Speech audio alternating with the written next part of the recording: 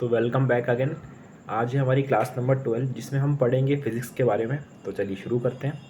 तो आज का पहला हमारा जो जो पहला पॉइंट है वो है, जिस बल का परिणामी शून्य होता है ना, जिस बल का परिणामी शून्य नहीं होता है उसे असंतुलित बल कहते हैं। इसका मतलब क्या होता है कि अगर इसकी मान लीजिए कि जो फोर्स है, अगर फोर्स है उसकी ज़ीरो नहीं है, इसका मतलब वो रुका हुआ नहीं है, या तो वो इधर मूव कर रहा है या इधर मूव कर रहा है, तो उसे हम क्या बोलेंगे, उसे बोलेंगे असंतुलित बल, यानी कि अनबैलेंस फोर्स कहेंगे। ठीक है।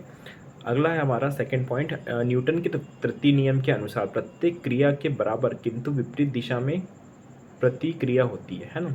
तो न्यूटन ने 3 नियम दिए थे, तो पहला दूसरा नियम आपको पता है। तो तीसरा नियम ये कहता है कि अगर मान लीजिए ये बॉल, अगर मैं इस पर कंटिन्यू मार रहा हूँ तो ये क्या होगा, इस पर ये जो बल है ये तो इस पर बल लग रहा है, लेकिन ये जो दीवार है ये इसके ऑपोजिट में एक बल और लगाने का काम करेगी। ठीक है ना, एक बल और लगाने का काम करेगी। ये इसका तीसरा नियम कहता है। किसका नियम?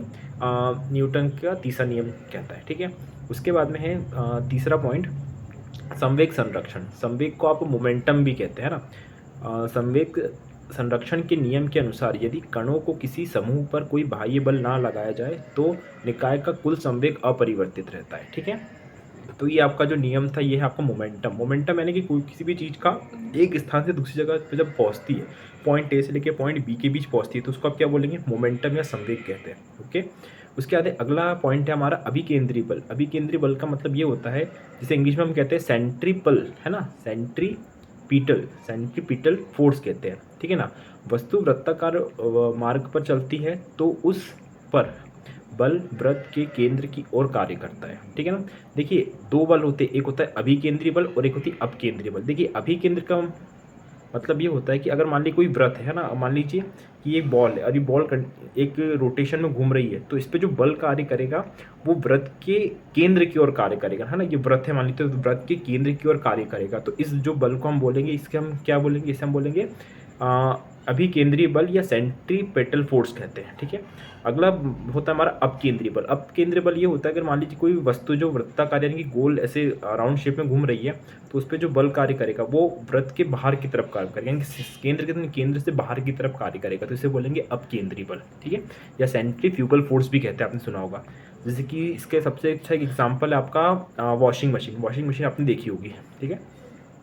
अगला है हमारा पृथ्वी का सूर्य की ओर चारों ओर घूमना, है ना। इलेक्ट्रॉन के नाभिक के चारों ओर घूमना, ये किसका उदाहरण है? ये अभिकेंद्री बल का उदाहरण है। चलिए अच्छी बात है। और जो वॉशिंग मशीन है ना, वॉशिंग मशीन, या फिर आपने देखा होगा कि एक वो क्या कह सकते हैं, जो माखन निकालने की मशीन होती है, तो हम इसे ऐसा एक रहता है और कंटिन्यू से घुमाते रहते हैं ना, ऐसे ऐसे जो करके घुमाते हैं, तो वो जो बल होता है वो क्या आता है? वो अपकेंद्रीय बल होता है। जो वॉशिंग मशीन वो अपकेंद्रीय बल में आती है। ठीक है ना। और जो आपका सोलर सिस्टम है, यानी कि जो सौर मंडल है, जिसमें सूर्य जो है, सूर्य के चारों जो ग्रह चक्कर लगा रहे, पृथ्वी जो चक्कर लगा रही है, वो किसका एग्जाम्पल है? वो आपका एग्जाम्पल होता है अभिकेंद्रीय बल का, यानी कि सेंट्रीपिटल फोर्स का, है ना। सेंट्रीपिटल अंदर की तरफ और सेंट्रीफ्यूगल बाहर की तरफ, याद रखिएगा। अगला पॉइंट है, बल द्वारा एक निश्चित पिंड को एक अक्ष के परितः घुमाने की प्रवृत्ति को क्या कहते हैं? ठीक है ना। देखिए अगर मान लीजिए ये एक वस्तु रखी हुई है कैसे बताऊँ, मान लीजिए कि वस्तु रखी हुई है, अब मैं इसे कंटिन्यू इसे इस पोस्ट से इस पॉइंट से इस पॉइंट की तरफ ले आने का काम कर रहा हूँ, इस पॉइंट से इस पॉइंट की तरफ ले आने का काम कर रहा हूँ। तो देखिए ये यहाँ से अब इधर पहुँच गई, इसका मतलब क्या, मैं इस पर बल लगा रहा हूँ, तो इस ये जो बल कहलाते हैं इसे आप क्या फोर्स कहते हैं। ठीक है ना। लेकिन मान लीजिए कि जैसे कि अभी आपको पंखा दिख रहा होगा ऊपर घूमते हुए, ठीक है ना, देख सकते हैं ऊपर पंखा दिख रहा होगा। तो देखिए पंखा कैसे घूमता है, पंखा गोल घूमता है। तो हम क्या करते हैं कि पंखे के ना एक पॉइंट पे नहीं, हम पंखे को दो फोर्स लगाते हैं, एक यानी कि एक इस तरफ और एक इस तरफ, है ना। एक इस तरफ जा रही तो एक फोर्स इस तरफ है, तो क्या करेंगे, वो पंखे को ऐसा घुमाने का काम करेंगे, जिससे आपको जो पंखा कंटिन्यू ऐसा ऐसा रोटेट होने लग जाता है। ठीक है ना। तो इसे हम बल आघूर्ण कहते हैं। बल आघूर्ण को इंग्लिश में हम टॉर्क कहते हैं। अगर जो इलेक्ट्रिकल इंजीनियरिंग या फिर जो मोटर मशीन से रिलेटेड जो कोई लोग होंगे तो उनको पता होगा कि ये किस तरीके से कार्य करता है। ठीक है।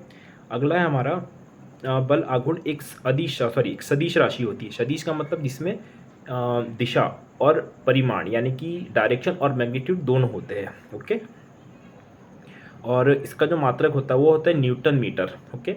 इसके अंदर अगला पॉइंट है हमारा, किसी पिंड का भार वह बल है जिस पे पृथ्वी पर उसे अपने केंद्र की ओर खींचता है, ठीक है ना। भार क्या, भार वो होता है, अगर मान लीजिए कि कोई वस्तु जिसे मैं ऊपर भेजता हूँ वो उसे नीचे की तरफ खींच रहा है, तो उसका क्या होगा, एक कुछ ना कुछ एक वेट होगा, तो एक जो बल होता है उसे हम क्या कहते हैं, वेट या भार कहते हैं।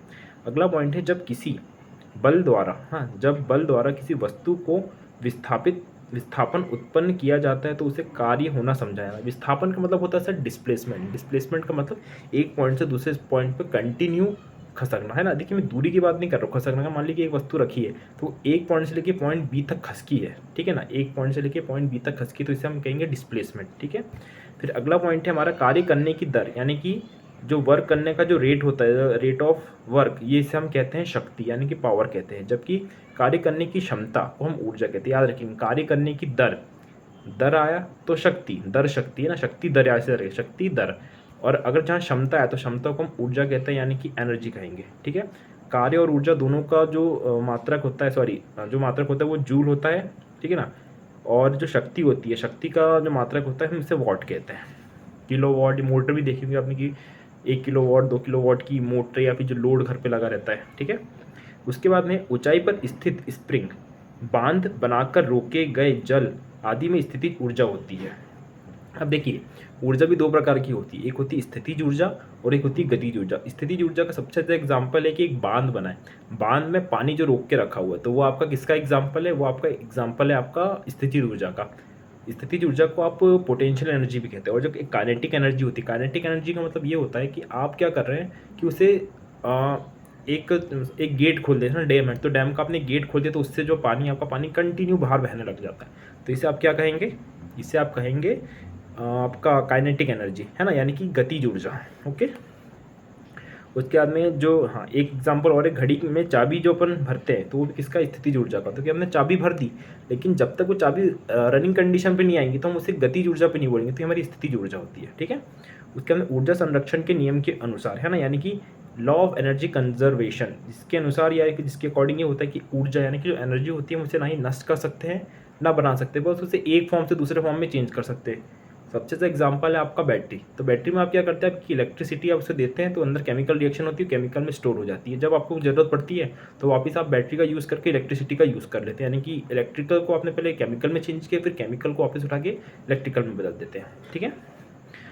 उसके बाद में अगला है हमारा 1 HP, यानी कि 1 HP यानी कि एक अश्व शक्ति किसके बराबर होती है, 746 यानी कि 746 वॉट के बराबर होता है। याद रखिएगा 746 वॉट के बराबर होता है। उसके बाद में वह न्यूनतम वेग, अगला पॉइंट है वह न्यूनतम वेग जिसमें प्रक्षेपित करने पर कोई पिंड पृथ्वी की गुरुत्वीय क्षेत्र से बाहर निकल जाए उसे पलायन वेग कहते हैं।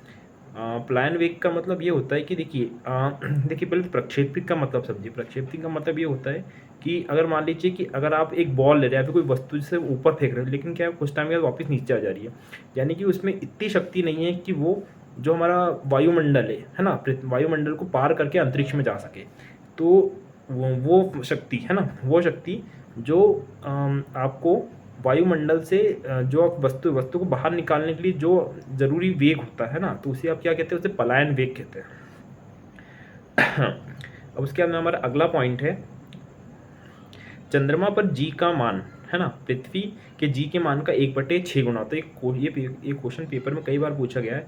देखिए क्या होता है कि जो पृथ्वी होती है, चंद्रमा है, तो चंद्रमा पे अगर मान लीजिए आपने एस्ट्रोनॉट को देखे होंगे, अगर हम एक बार अगर मान लीजिए ऐसा कूदे तो हम तुरंत नीचे आते हैं, लेकिन हम वही चांद पर थोड़ा सा कूदेंगे तो हम धीरे धीरे धीरे करते करते हुए नीचे आते हैं, ठीक है ना। तो इसका कारण क्या होता है, इसका कारण होता है आपको वहाँ का गुरुत्वीय त्वरण, है ना, या फिर जो उसकी ग्रेविटी है, तो उसकी ग्रेविटी यहाँ पे बहुत ही कम है।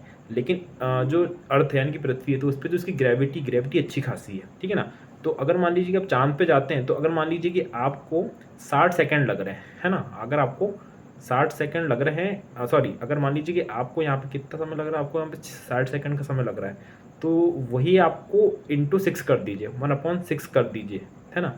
तो वो जो आपका समय रहेगा वो आपको ऊपर से नीचे आने में चांद पे लगेगा। तो आज के लिए इतना ही सफिशिएंट है। धन्यवाद।